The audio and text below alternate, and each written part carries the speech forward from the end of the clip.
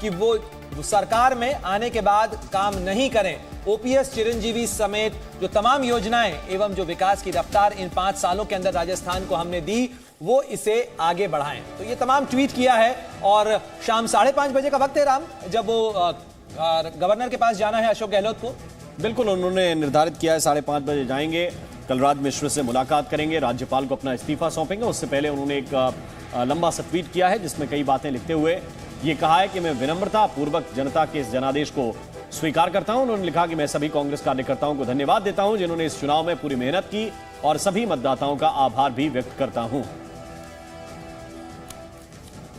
तो अनुराग भदौरिया जी, आपने देखा किस तरीके से ये जो एक अंडरलाइनिंग, ये एक अंडरटोन रखा है अशोक गहलोत ने अपने ट्वीट के अंदर। उन्होंने कहा है कि हम काम करने के बावजूद नाकामयाब रहे, केवल जनता तक पहुंचाने में हमारा फेलियर रहा है।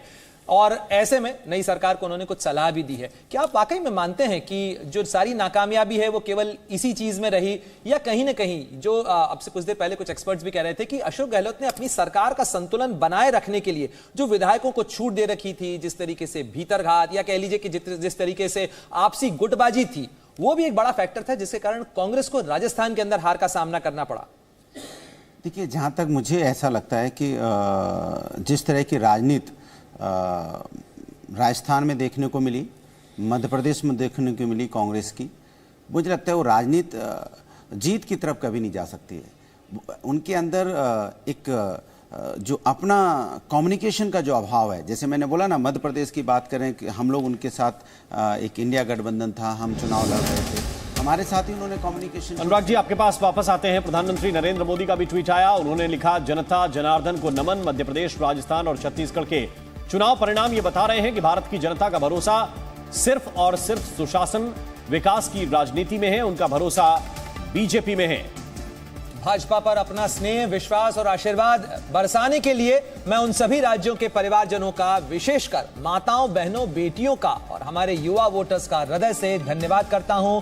मैं उन्हें भरोसा देता हूं, यानी एक बार फिर देखिए, गारंटी दी है प्रधानमंत्री मोदी ने कि आपके कल्याण के लिए हम निरंतर अथक परिश्रम करते रहेंगे। इस अवसर पर पार्टी के सभी परिश्रमी कार्यकर्ताओं का विशेष रूप से आभार।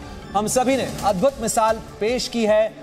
बीजेपी, भाजपा की विकास और गरीब कल्याण की नीतियों को आपने जिस तरह से लोगों के बीच पहुंचाया, उसकी जितनी भी प्रशंसा की जाए वो कम है। ये लंबा चौड़ा ट्वीट प्रधानमंत्री नरेंद्र मोदी की तरफ से किया गया। हम विकसित भारत के लक्ष्य को लेकर आगे बढ़ रहे हैं। हमें न रुकना है, न थकना है। हमें भारत को विजयी बनाना है।